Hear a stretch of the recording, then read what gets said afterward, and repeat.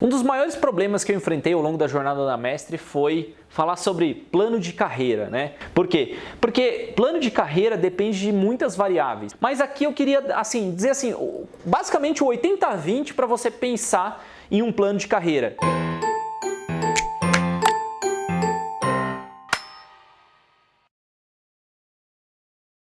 Quando a gente começou a escutar um pouquinho mais os colaboradores, coisas que eles estavam almejando, fazer algumas pesquisas internas aqui na Mestre, essa palavrinha começou a fazer parte do meu vocabulário. Porque plano de carreira depende de muitas variáveis. A partir do momento que você tiver possivelmente 5 pessoas, 7 pessoas, 10 pessoas, as pessoas vão começar a entrar na sua agência e falar assim, beleza, tá, já estou aqui, entrei na empresa, estou gostando do que eu faço, gosto da empresa, mas como é que eu cresço? Tá? Então essa é a palavra do plano de carreira. Como é que eu cresço, como é que é a minha jornada, e não só jornada salarial, mas jornada de conhecimento. Inclusive aqui no canal eu já falei sobre o PDI, Plano de Desenvolvimento Individual, que é um ótimo vídeo que você pode olhar aqui nos cards, você vai encontrar mais conteúdo. Então o plano de carreira normalmente é atribuído para algumas pessoas com os degraus salariais, né? Ou seja, o seu salário, quanto você receberia em cada nível, mas para outras pessoas isso também é concatenado com conhecimento. Então, o que é que eu vou fazer quando eu estiver em uma determinada posição, né? E às vezes a gente também segue uma linha, né? E aí eu vou comentar isso com você rapidinho aqui. Mas, por exemplo, no modelo da Mestre, a gente sempre teve um modelo em I, né, basicamente, onde a gente tem aqui no nível mais baixo o analista, depois era gestor e depois diretor, que sou eu. E ao longo da jornada, né, basicamente em 2019, a gente abriu um pouquinho o leque, né, para ter uma opção de carreira em Y, né? Então a gente tem uma visão de que um analista ele pode seguir por uma linha técnica ou uma linha de processos, pessoas, projetos, enfim, e fica um pouco mais leve até mesmo para a equipe poder se adequar e ter as pessoas especificamente onde elas mais gostam, onde elas mais rendem. Então por isso que o plano de carreira é importante. Porque não necessariamente você vai traçar só o momento da pessoa como analista, mas você vai traçar o caminho completo. Então aqui a gente hoje tem uma visão de analista com diversos níveis, desde júnior, pleno e sênior, depois uma linha de coordenadores, linhas de gestores e linha de diretoria, que no caso eu faço parte. Então, quem sabe num próximo momento a gente possa até adicionar, até vou colocar aqui um pontilhadinho, né? O nível de direção que as grandes agências possuem também essa visão de diretores, VPs e tudo mais para criar uma organização onde a pessoa possa se desenvolver. Então, o plano de carreira ele é uma visão de desenvolvimento, tanto de conhecimento quanto salarial, e eu adicionaria um último item, cultural, ou seja, o fit cultural com a organização. Então, só para você não esquecer, então tem a parte, né, de salarial, tem o conhecimento e cultura.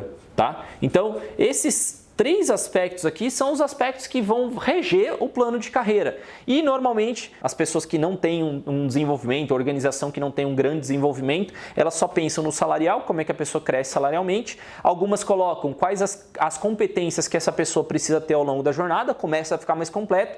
E a gente integrou uma visão também cultural. O que a gente espera de um coordenador, de uma pessoa que é um analista versus um coordenador, versus um gestor e versus diretor, né? Então, esse somatório ele define muito bem o que é o plano de carreira. Mas digamos que você queira montar um plano de carreira e tá tudo bem, isso é importante que você monte na sua agência e dê clareza para o seu time, porque quanto mais clareza você dá, mais as pessoas compram a sua ideia ou não, e já sabem logo de cara que não é o local para elas, mas as pessoas que querem comprar a ideia têm clareza de qual é o jogo e como funciona e como elas podem ajudar a organização. Então existem 3 frentes que eu gosto de falar que o plano de carreira precisa ter, né? Esses 3 itens cruciais. O primeiro deles é como serei promovido ou promovida, tanto faz, tá? A primeira visão é que num plano de carreira, para você ter o aumento salarial, qual é o critério? Que critério que você vai utilizar? E aqui na Mestre a gente tem uma visão muito clara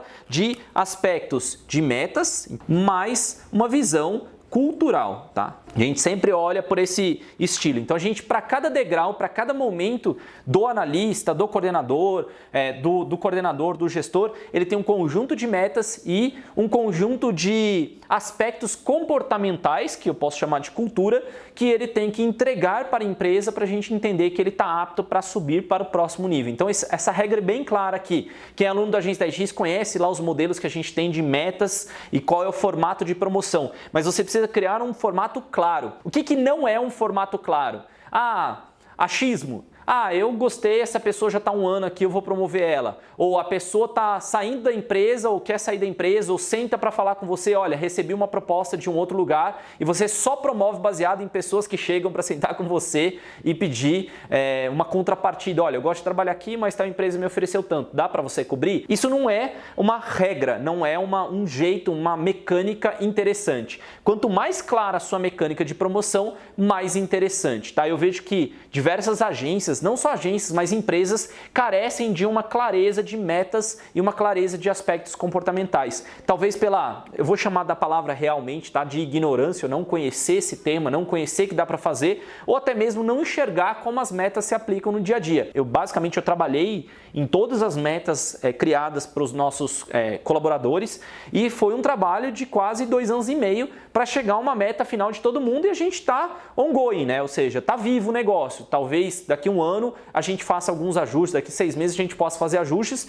para que as pessoas tenham cada vez mais clareza e consigam atingir os objetivos. Lembrando que essa visão de metas é sempre no modelo SMART, tá? Então ela tem que ser específica, mensurável, alcançável, recorrente e temporal. Se você não tiver uma meta SMART, possivelmente o seu conjunto de metas ele vai falhar e ele vai ser, na verdade, ao invés de ser um item que os seus colaboradores ficam felizes porque tenham um objetivo de alcançar, eles vão ficar chateados, tristes, desapontados porque é algo que não é claro de se atingir ou não dá para você alcançar. Então, normalmente, a palavra, o S de específico e o A de alcançável são os mais importantes porque ele realmente tem que ser alcançável pelas pessoas ao longo da jornada, tá? Então, esse é um trabalho que você tem que ter, então, um item crucial de como você vai ser promovido. Não vai pela linha de X tempo na empresa, tá? Isso não quer dizer nada. Então, a pessoa completou 6 meses, ela é promovida, completou 1 ano, é promovida, completou 2 anos, é promovida. Isso não quer dizer nada. Agora, conjunto de metas, você favorece pessoas que têm uma alta gana ou vontade de crescer e se preparam para isso. Então esse é o modelo da Mestre hoje. Segundo item, tá? Que é muito atrelado a esse. Aqui a gente falou de como, tá? Serei promovido e agora a gente vai falar sobre quando eu serei promovido. Então, às vezes, o como estava se misturando com o quando. Por quê? Porque eu dei o exemplo de, como serei promovido? Uma vez que você complete 1 ano. Esse era o critério. Mas quando? Então, eu tenho um somatório de metas e depende de um período de tempo. Quando a gente começou o sistema de meta, eu elaborei pensando em 1 ano. Então, quando a gente olhava essa visão aqui, né? Então, tudo depende desse item para eu poder criar esse próximo item. Você pode ter modelos de 1 ano, você pode ter modelos 6 meses, você pode ter modelos de 3 meses e menos do que isso eu acho que fica muito arriscado para você. E qual que é o modelo, né, de promoção da Mestre? A gente usa critérios de 6 meses e 3 meses. Então vou deixar aqui marcadinho para você. Mais uma vez, quem é aluno do 10X sabe exatamente o que eu estou falando. Então a gente olha critérios, metas, né, e aspectos culturais ou comportamentais, a palavra que você quiser utilizar, olhando uma janela de 3 meses e olhando uma janela de 6 meses, tá? Então a gente usa esse critério para promover os nossos colaboradores. Por que a gente entendeu que esse estilo era melhor para a gente? Porque como a gente divide entre júnior, pleno e sênior e nível 1, 2 e 3 dentro de cada um desses, é mais interessante que eu faça uma jornada de promoção mais rápida. E ao mesmo tempo eu dou uma sensação para os colaboradores que eles estão sempre se transformando. Então é muito melhor, ao invés de eu ter 3 níveis só e promover a cada 1 ano, que eu gero aquela angústia de tipo, puta, vou demorar mais 1 ano para ser promovido. Agora, se eu tenho 3 níveis e a pessoa pode ser promovida a cada 3 meses, ela pode sair de uma jornada também de júnior para pleno, por exemplo, em menos de 1 ano. A visão aqui, o estilo aqui, é que a gente consiga realmente dar um pouco mais de clareza e velocidade para as pessoas serem promovidas e assim sacia um pouco de vontade. Qual que é a realidade, Fábio? A realidade é que a maioria dos colaboradores são promovidos com 6 meses. Os colaboradores que são promovidos com 3 meses, eles normalmente estão alocados na posição errada. O que quer dizer isso? Às vezes você contratou uma pessoa, achou que ela era Júnior 2, em 3 meses ela conseguiu ir para Júnior 3. Quer dizer o quê? Ela talvez tinha aspectos que eu não consegui identificar na entrevista que ela entregava mais. Então eu tenho uma facilidade de promover ela rápido e colocar ela na posição. Quando que é o nível certo, que a gente entende como nível certo? Quando a pessoa está demorando 6 meses para ser promovida. Isso quer dizer que ela está se desenvolvendo e ela está se aperfeiçoando no novo cargo. Tem casos de pessoas que podem entrar como Júnior 2, com 3 meses já vai para Júnior 3, com 3 meses vai para Pleno 1, com 3 meses vai para Pleno 2, aí ela cai no item de 6 meses. Por quê? Porque aí começa a ser realmente desafiador para ela. Então, essa lógica dos 6 meses é que ele deveria ser o normal, mas até a pessoa encontrar o seu patamar de desafio real, ela vai ser promovida em até 3 meses. Essa é a lógica que a gente acaba utilizando.